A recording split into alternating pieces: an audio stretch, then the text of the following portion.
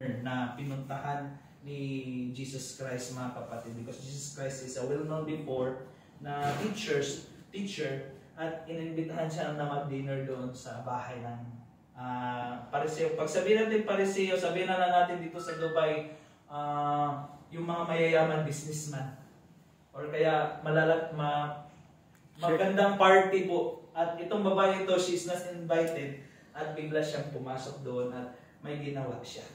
At sa binasa po natin sa scripture, mga kapatid, ano po yung ginawa niya, mga kapatid? Nang nabalitaan niya kumain si Jesus sa bahay at nang natura isang babae, yung babaeng yun na itinuring makasalanan sa bayan, ay pumunta siya roon at may dalang pabangong nasa sisidang alabastro, the alabaster jar, na which is itong pabangong ito is napakabango at very expensive, which is ano siya, yung mostly perfume siya sa wedding, mga kapatid. So itong tampong ito, mga kapatid, ay pumunta po siya doon at may ginawa siya, at ang ginawa niya ay binuhos niya yung kanyang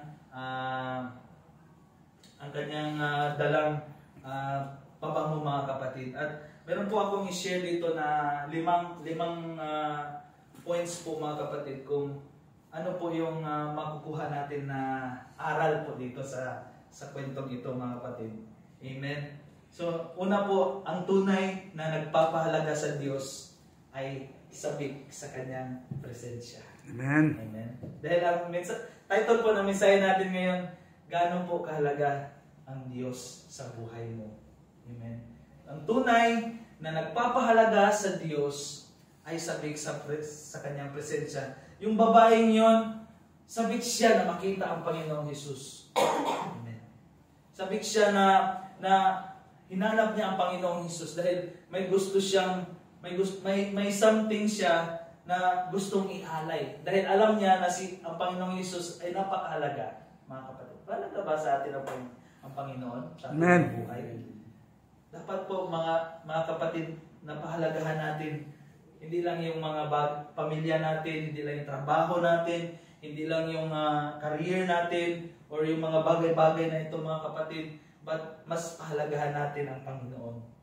Kaya itong babae ito, sabik siya. Alam niyo, sabik, excited siya. Excited siya na makita ang Panginoong Hesus. Excited siya na maranasan ang Panginoong Hesus. Excited siya na ma-encounter ang Panginoong Hesus. Excited siya na nandun sa presensya ng Panginoong Hesus. Tayo po ba excited na every Sunday, pupunta ako sa church at marinig ko ang salita ng Panginoon, ma-encounter ko ang Panginoon. Ganun dapat, mga kapatid, yung ating pagpapahalaga sa Diyos. Pangalawa po, ang tunay na nagpapahalaga sa Diyos ay nagbibigay ng pinaka-mainam na handog. Amen. Yung precious po na handog natin sa Panginoon, di ba, pag may importante na tao tayo na bibigyan, or mahalaga sa atin, or honorable na tao dapat yung pinaka the best yung binibigay natin sa Panginoon. Amen. Amen. Yung pinaka mapapawaw yung nagbibigay na nabigyan mo ng regalo po, mga kapatid. Amen. Kung may magbigay sa iyo, ngayon ng ng 1,000 dirham. Anong mafe-feel mo? Di ba masaya ka? So how about ang Panginoon kung bigyan mo ng pinaka the best mo na handog o alay sa Panginoon? Anong masasabi na matutuwa ang Panginoon? Of course. Dahil pinakamainam. Itong babae ito, napakamamahalin na pabango po ang kanyang dinala. At kanyang binasag doon sa harap, sa paanan lang ng Panginoon, doon sa kanyang hindi dito sa katawan, or doon sa pinakamababang part ng Panginoong Hesus. So makita po natin dito na ang babaeng ito, nagbibigay siya ng pinaka the best, pinakamainam na handog para sa Panginoon dahil pinapahalagahan niya si Hesus. Pinapahalagahan niya ang Panginoon. Amen? Pangatlo po, Ang tunay na nagpapahalaga sa Diyos ay may pusong mapagpakumbaba. Amen. Amen. We have everything, mga kapatid, na binigay ng Diyos. Alam niyo po, pag ang tao ay nasa ano na siya, nasa umangat na yung buhay niya, minsan naiiba yung ugali. Tama. Naiiba ang ugali. So dapat tinuruan tayo ng Panginoon na pag kung tunay tayo nagpapahalaga sa Panginoon, dapat meron tayong pusong mapagpakumbaba. Ibig sabihin, mga kapatid, na we always acknowledge the Lord, na siya ang pinakamataas at He is the source of everything, mga kapatid.